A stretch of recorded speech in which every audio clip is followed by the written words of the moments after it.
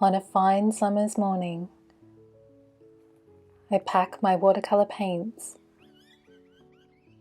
and spend some time with the gentle giants.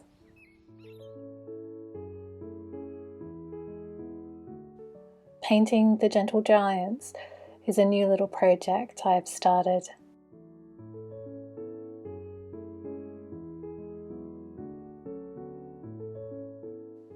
This time of year, there's so much to observe. Some eucalyptus are flowering, others are shedding their bark. I love to listen to the trees' songs, the rattling of their gum nuts and leaves, with the chorus of birds singing. And as the sun reaches the middle point of the sky, the leaves cast shadows. It is almost as if you're watching a shadow play.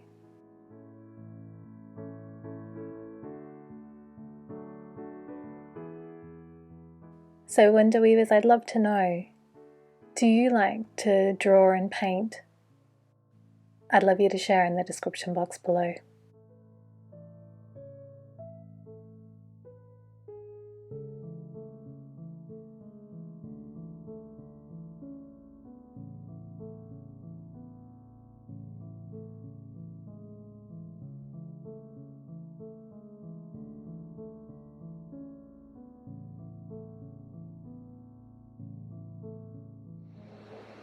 This week I have been working on the exterior of the plastic toy house I found on an estate some months ago.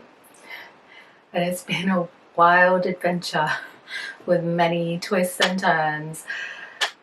But I'm really proud of myself because at one point this week I wanted to walk away from the project and even abandon it. And after some rest and reflection, I worked out a solution. So I was reminded that when we co-create with creativity, we need to be open and willing to be flexible and adapt to situations, because sometimes things don't quite go the way that we imagined or expected them to.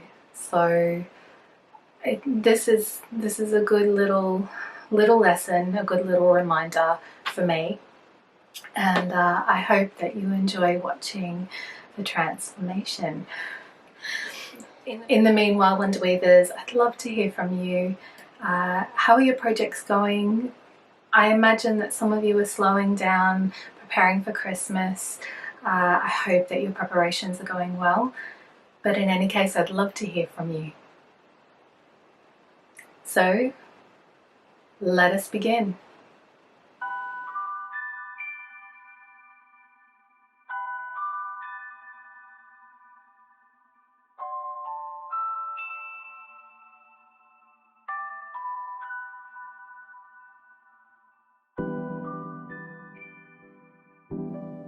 This is the plastic house that I'm going to transform into a cottage for the good folk. The good folk are known by many names. They may be called fairies, goblins, gnomes, and elves. I've decided to thatch the roof, but I'm in two minds about what style of wall construction I'd like to create. The first option is to turn it into a wooden home. The second is a half timber construction. In this building method, external walls are constructed of timber frames, and the spaces in between them are rendered. I'm going to have a play and start with option 1. I start first by applying a layer of gesso to the exterior. Now, Window Weavers, I tested it and I know that gesso will scratch off this plastic, but I'm doing this to help me get my eye in. I find colours very distracting, and the house is pink. It's hard for me to focus. So by painting it white, I feel like I'll be able to see its characteristics more clearly. Once the gesso is dry, I start by transforming the chimney and the large window. When I found the house, I immediately imagined that the chimney top and the upper frame of the window could be turned into mushroom caps. So I'm going to try and make them using air drying clay. I'm making air drying clay for the very first time. There are lots of ways you can make clay. I've added a link to the recipe I use in the description. This recipe uses cornstarch or corn flour, mineral oil or baby oil, PVA glue, and vinegar. Rolling the clay in my hands, it kind of feels like putty. I'm not entirely sure how this is going to go.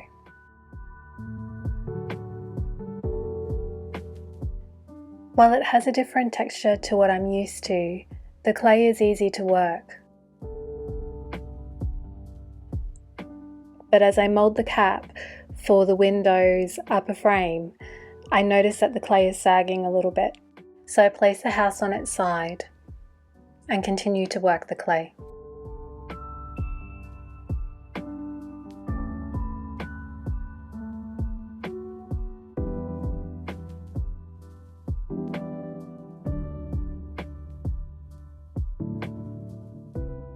Once dry and painted, I can see cracking and sag lines, so I apply a second layer of clay.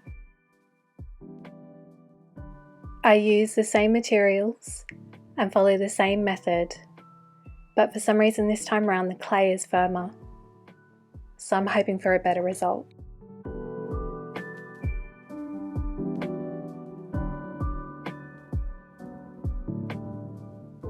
The second layer dries and overall it's better.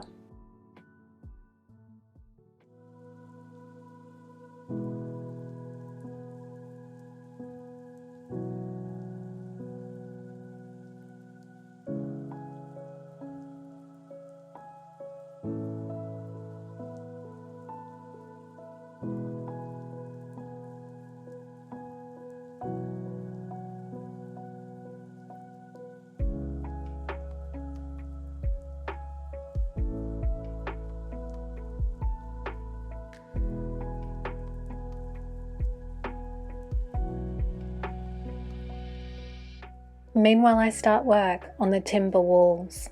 I follow the original style of the building.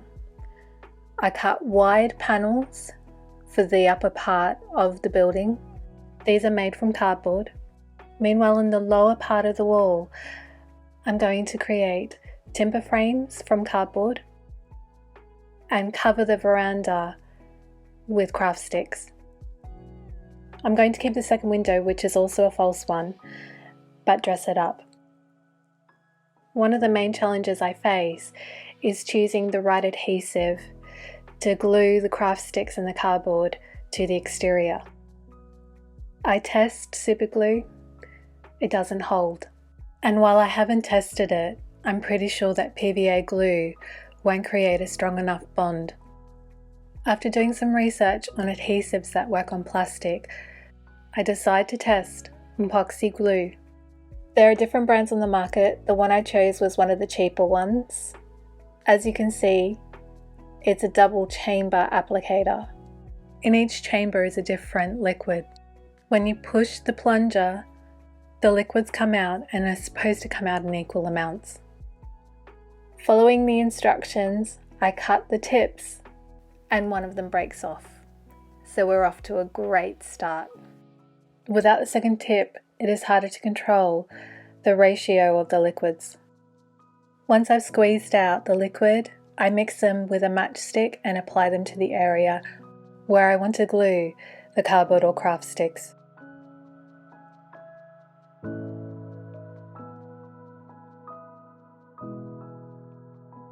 I'm not really loving the glue. It's really messy and it takes some time to set. even though the packet says it only takes 5 minutes. More like hours.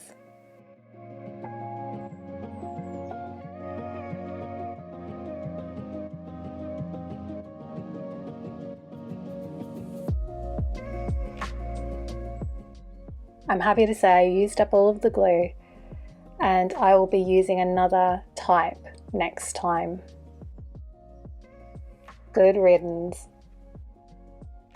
Next, I play with different techniques to try and create a wood-like texture on cardboard.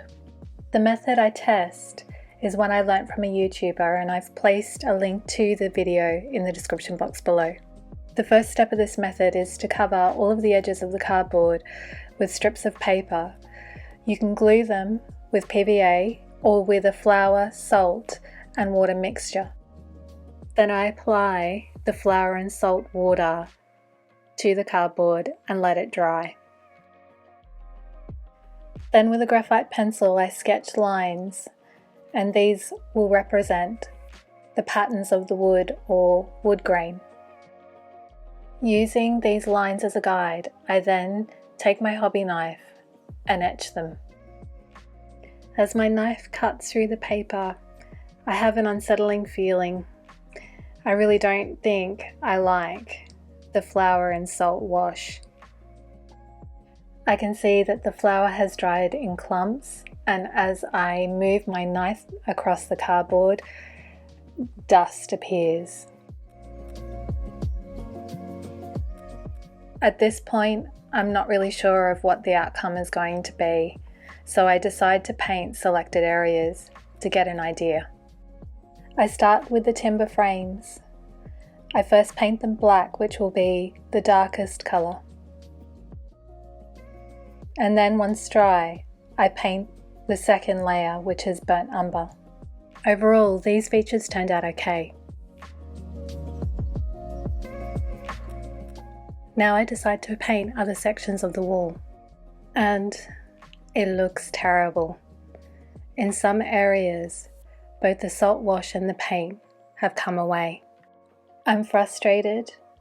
I know that this isn't working, and after a short break, I realise it's time to change the plan. It's time to try option 2. So I will leave the timber frames and render the spaces in between with paper mache pulp. I make paper mache pulp using toilet paper. I first soak it in hot water for about an hour. This helps to break down the paper's fibres. Once I've strained and squeezed out the excess liquid, I then tear the paper into small pieces. Then with my trusty hand food processor, I grind the paper.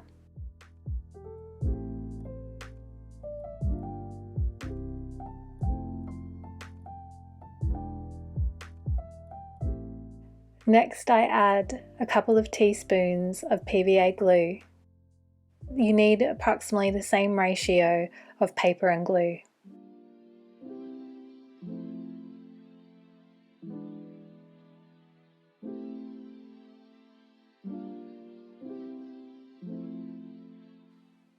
I then process the paper again.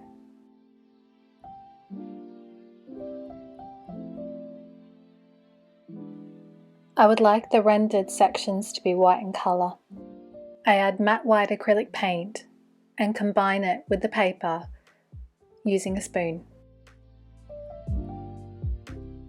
Then with my palette knife I spread and smooth the pulp.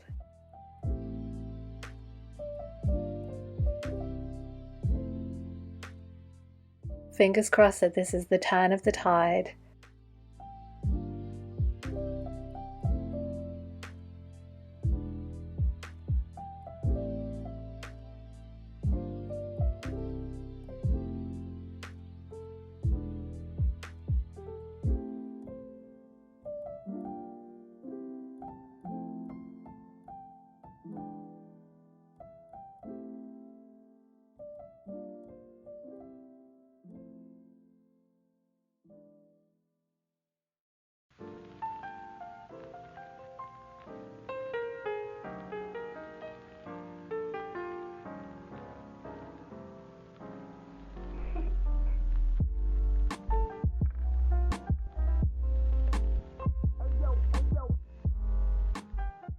While the walls are drying, I start the roof.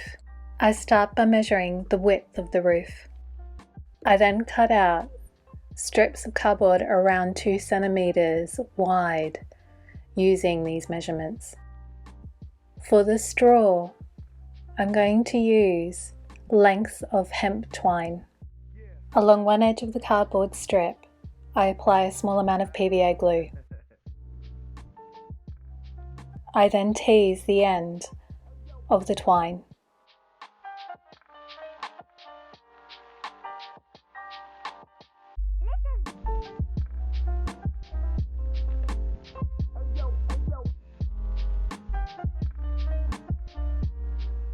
And then place the end on the cardboard.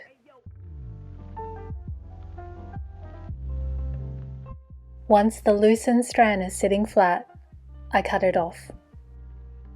I then repeat these steps until I've fully covered the cardboard. From time to time, I stop and apply a little bit more PVA and make sure that the strands are sitting close together and are sitting flat.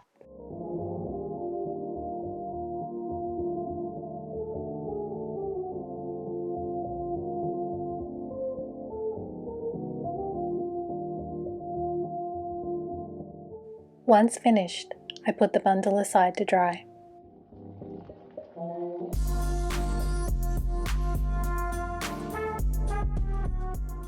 Later, I trim both ends of the bundle. Before I glue the bundles of twine, I paint the mushroom chimney.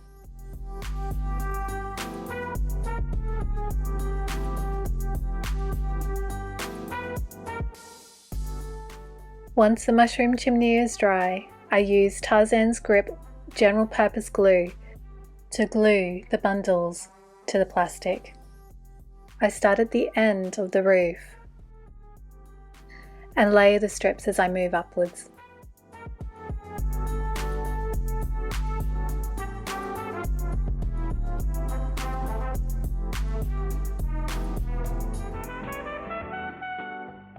And now that the walls are dry, I'm going to mix moss.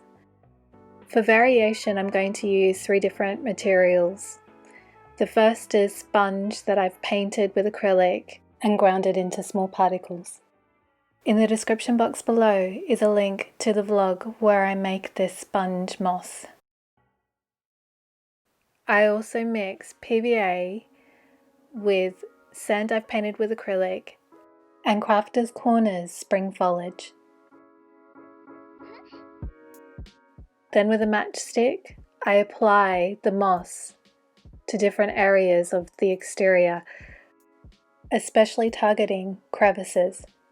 And then finally, I create window shutters and a door. These are made from cardboard.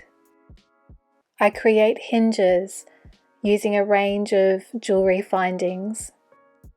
For each shutter of the false window, I use 2 swivel clasps. To secure them to the cardboard, I punch 2 holes along one side using a needle.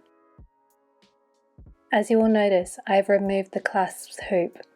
I add a little bit of glue to hold them in place. For the door, I use 2 embellishments, and then for the larger window shutters, I hook embellishments onto an ear pin and then glue them. Meanwhile, for the doorknob, I repurpose the round cap of an earring post.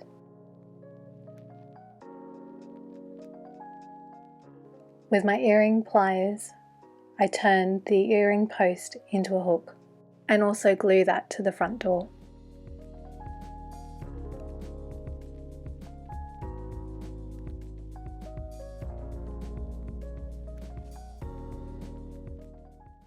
Now it is time to finish decorating the house.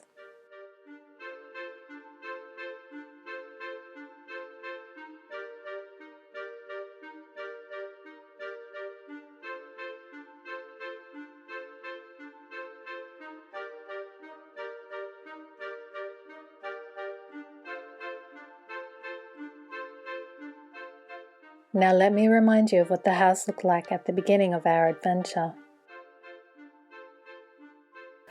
I think the good folk will like their new home.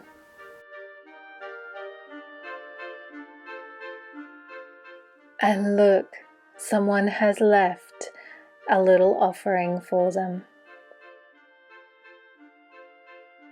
A bunch of roses and a Christmas cake. And the light is on. Someone is home. Thank you for watching, Wonder Weavers. Thank you also for your support this year. I've really appreciated all of your likes, comments, and shares. It is really a joy to share what I love with you. I wish you a very Merry Christmas. Please keep well, stay safe, and of course, don't forget to play.